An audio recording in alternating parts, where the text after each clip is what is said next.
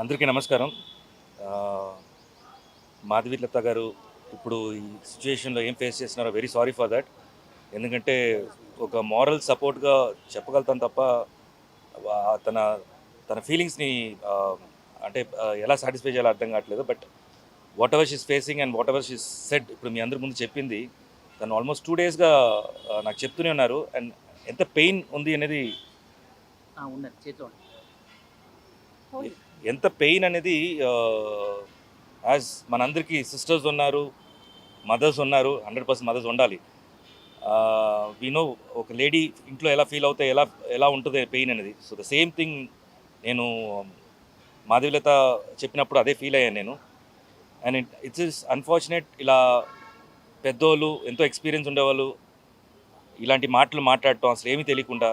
బేసిక్గా వచ్చేసి మీరు ఒక పోస్టర్ చూసి మాట్లాడుతున్నారు. బట్ ఆ పోస్టర్ని దాని వెనక క్రియేటివిటీ ఉందండి. అది అలా ఉండదు జనరల్గా. మేబీ అది మీకు ఐడియా లేకుండా మనం చెప్పేస్తున్నారేమో. It's all creativity. ఇప్పుడు ఏదైనా ఒక పోస్టర్లో కానీ లేకపోతే ఒక ఫేస్ దీంట్లో స్కార్స్ కానీ అది నిజంగా ఉండవు అన్నీ. అవన్నీ మేడప్ అవి. సో ఫస్ట్ బేసిక్గా నేను ఎక్కువ డీటెయిలింగ్ వెళ్ళట్లేదు. ఎందుకంటే నిజంగా కొన్ని మనం మాట్లాడి కూడా చాలామంది పిల్లలు కూడా చూస్తుంటారు ఛానల్స్ని. సో నేను కొంచెం లిమిటెడ్గా మాట్లాడుతున్నాను. అండ్ నాకు ఎప్పుడు అనిపిస్తుంది ప్రతి ఒక్కసారి పొలిటీషియన్స్ డిఫరెంట్ పార్టీస్ ఉన్నాయి. మీరు ఒకరు వచ్చేసి అట్ లాస్ట్ మీరు జనాల కోసమే మాట్లాడతారు అంటారు. కానీ ఎక్కువగా వెళ్ళిపోయి పర్సనల్ లైఫ్కి వచ్చేస్తున్నారు. అదేంటో తెలియట్లేదు. అది ఒక నాకు తెలిసి ఒక 12 ఇయర్స్గా స్టార్ట్ అయింది అది. ఎక్కువ పర్సనల్ అటాక్స్కి వెళ్ళిపోతున్నారు. అండ్ సినిమా ఇండస్ట్రీకి మీదకి వచ్చేస్తున్నారు. బేసిక్గా నేను ఒకటి ఎప్పుడు ఏమనిపిస్తుంది అంటే మా ఆర్టిస్టుల గురించి మాట్లాడేటప్పుడు అంటే మా ఆర్టిస్టు పాలిటిక్స్ ఫీల్డ్ ఎంటర్ అయినప్పుడు వాళ్ళ గురించి మాట్లాడేటప్పుడు ఎంతోమంది ఆర్టిస్టు పొలిటీషియన్స్ అయ్యారు. బట్ ఒక పొలిటీషియను నోన్ ఆర్టిస్ట్గా అవ్వాల. సో మా ఇండస్ట్రీ ఇంకా టఫ్ మీ పాలిటీషియన్స్కి ఇక్కడ. ఎందుకంటే ఒకరొకరు తిట్టేస్తే పాలిటిక్స్ అయిపోతుంది. అది దట్స్ పాలిటిక్స్ ఈ రోజుల్లో.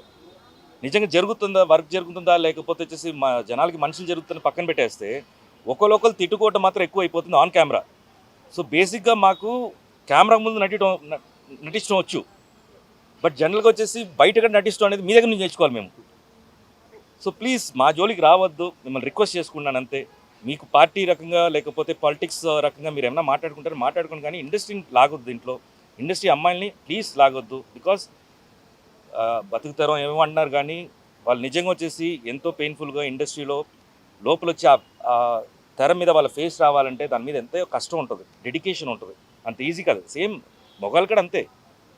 It's not only the passion, this lot of time, lot of ఏం చెప్పాలి, అంటే మీకు టెక్నికల్గా చెప్పాలంటే ఆడిషన్స్ అని అంటారు అండి.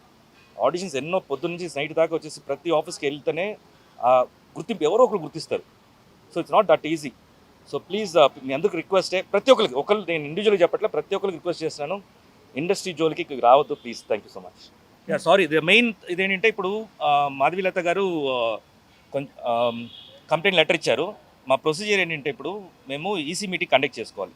సో ఈసీ మీటింగ్ ఇది ఎమర్జెన్సీ కాబట్టి మేము ఒక ఈసీ మీటింగ్ కండక్ట్ చేసుకొని విష్ణు గారు, మేము, కమిటీ మెంబర్స్ అందరూ కూర్చొని మాట్లాడుకొని దీన్ని మాకు ఈవెన్ ఈ కమిటీ ఉంది, మాకు వచ్చేసి డిసిప్లినరీ కమిటీ ఉంది. డిసిప్లినరీ కమిటీ వాళ్ళ ఒపీనియన్ కూడా తీసుకొని మేము తర్వాత మేము ముందుకు వస్తాం. Thank you.